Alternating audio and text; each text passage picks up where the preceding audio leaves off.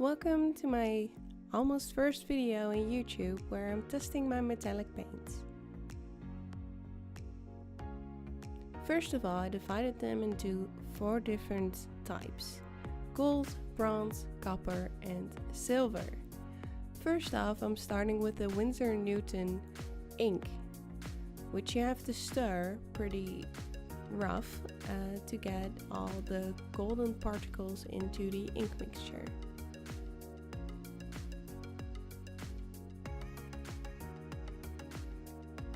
After you've done that, you just take a paintbrush or a dip pen and you can use it straight away. Personally, I don't really like this ink because it looks very fancy when you put it down, but after a while you see that it shifts in a sort of watery stuff which has no color and then just some golden sparkles. This one is the 40 carat one. I didn't really know that this was an oil-based kind of thing, so I just put it down with the same brush and I had to take it off with turpentine, but it's just beautifully to put it down.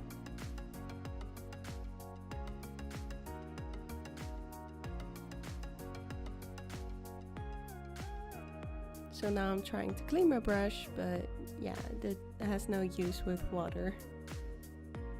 So I take a new brush and start getting into my Finetech one, which is a watercolor. And I really love lettering with this one. It transfers beautifully. It has a full and rich golden aspect to it, and the shimmer is amazing. It just takes a while to activate it.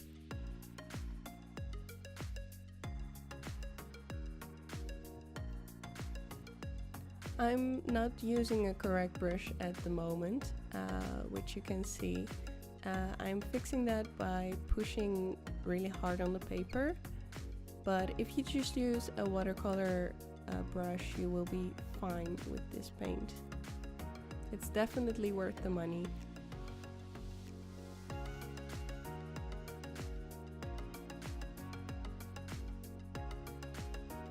Now onto the bronze section. This one is a little odd.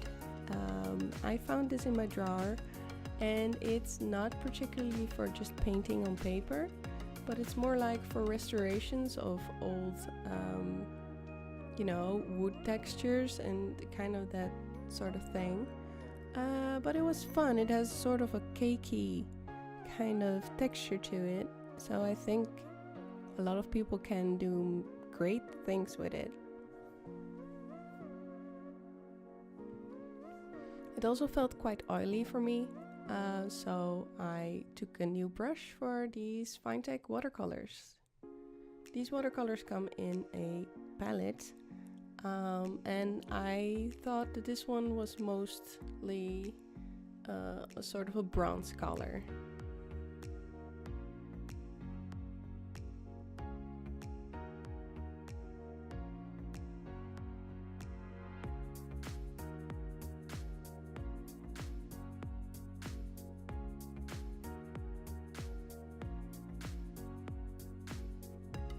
Next, we're going on to the gouache.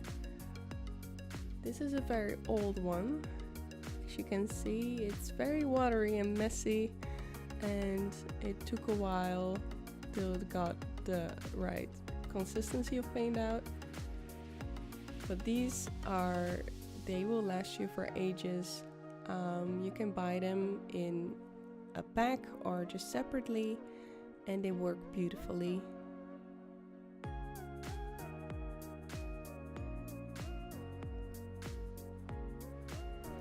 Now we're getting on to the coppers. First off, this is a powder which activates with water, and then you get sort of a gouache type of paint.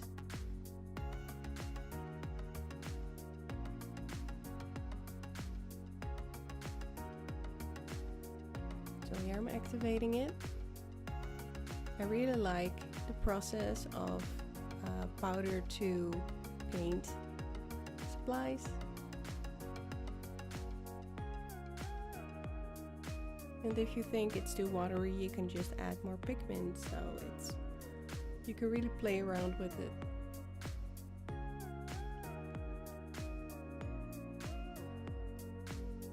Now back to the fine tech, which is the same palette, and this color made me think a lot of copper, so I'm using this. Again, fine tech works best with a watercolor brush and when you give it some time to soak in the water. Back to the gouache. It's the same brand as the last one, which is Talent. I'm a little bit off screen now, but that doesn't matter. Again, beautifully textured, smooth appliance. And they are very layerable as well. Now onto the silvers, which are a lot more. I didn't know I had so much silver. First off, the Winsor & Newton ink, which came in a big wooden box set with the other ink I just showed.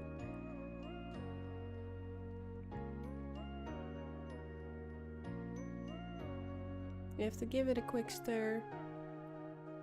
This one is way easier to stir than the golden one for some reason.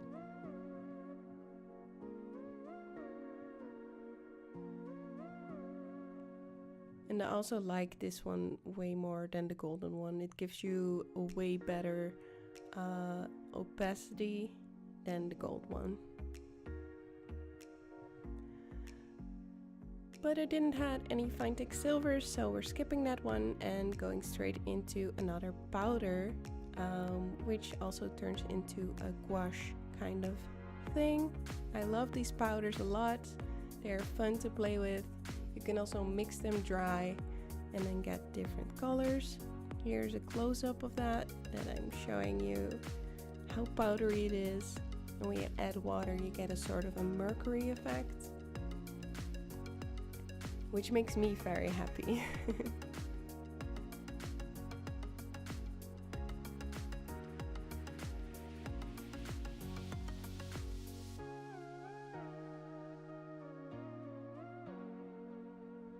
So after I was done playing with it, I just went in and added a layer there. I forgot to put the name on this one.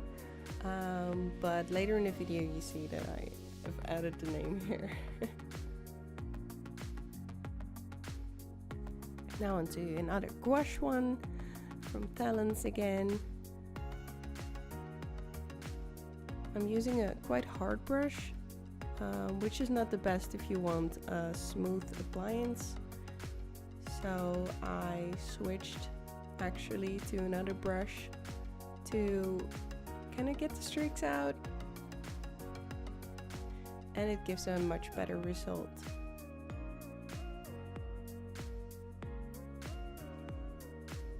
Back to the 40 karat ones.